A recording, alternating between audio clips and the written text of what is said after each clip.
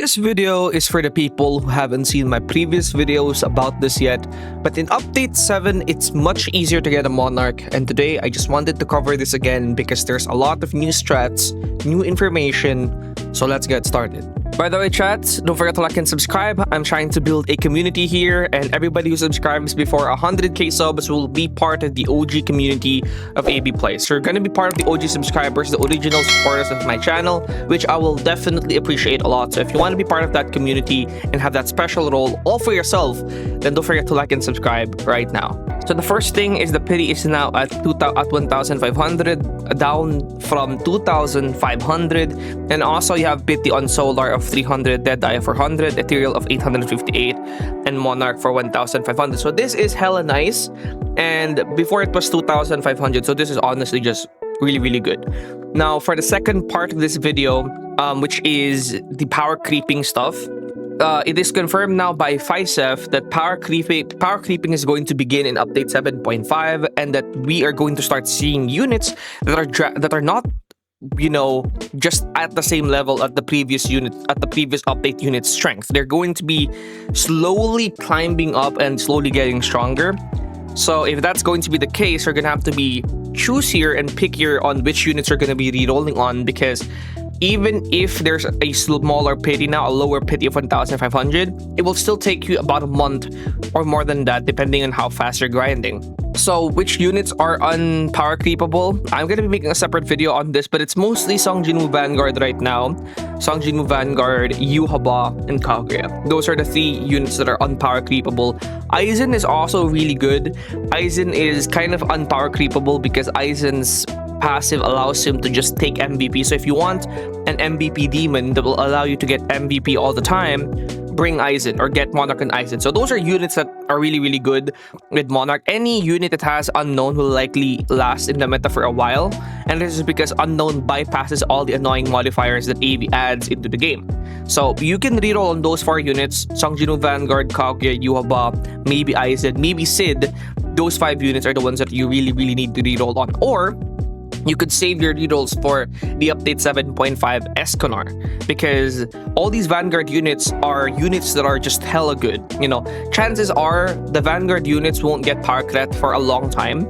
Anything below the Vanguards will most likely get power crept after a while, but anything that's a Vanguard most likely will take a while, except if you're Diabolo and Gogeta.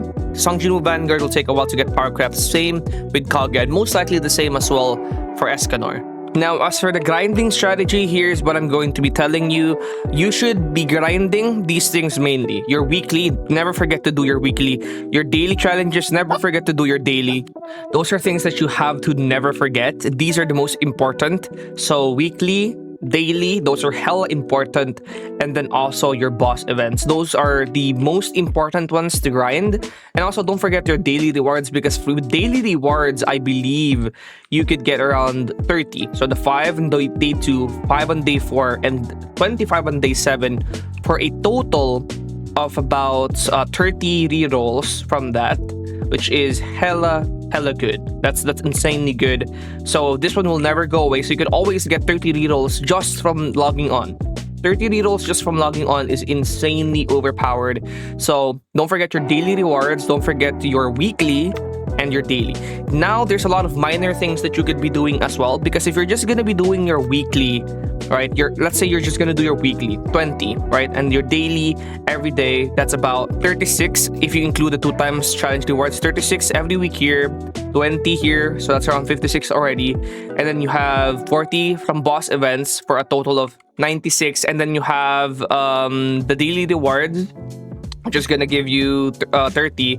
So 96 plus 30, around 126. I don't know if my math is right. I just did that off the top of my head. Around 126 rerolls every week. If you're just gonna do boss events, challenges, daily and weekly, and just the daily rewards, you're gonna get 126 per week. If you're just gonna do that. But if you add the challenges as well, the half-hour challenges, this is what's gonna give you the most amount, right? If you do the half-hour challenges every 30 minutes, when there's a 2 times challenge rewards, let's say you do 10 of them, that's already 20 rerolls just in a single day from regular challenges. And I think you could do around 16 of this per day, if I'm not mistaken. And if you also add bounties, that's another 10 rerolls per day. Now, That's up to you how much you want to grind regular challenges and how much you want to grind those bounties as well. But in my opinion, regular challenges is important if there's a 2 times challenge rewards because it could give you a ton of rerolls. So maybe if you don't want to do the regular challenges on non 2 times challenge rewards, don't do it.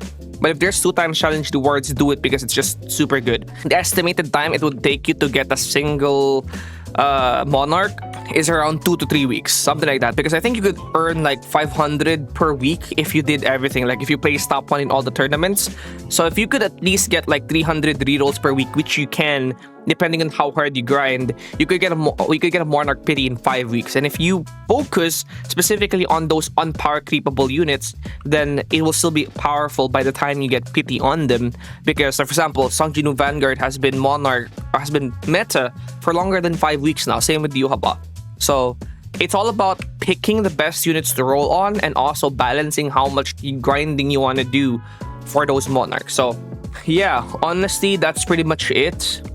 But my number 1 advice right now is to not be spending your rerolls until you see update 7.5, until you get Escanor, because that is when these units are going to start getting really crazy.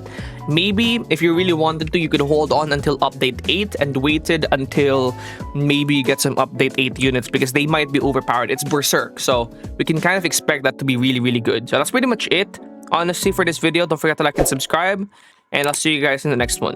Peace out.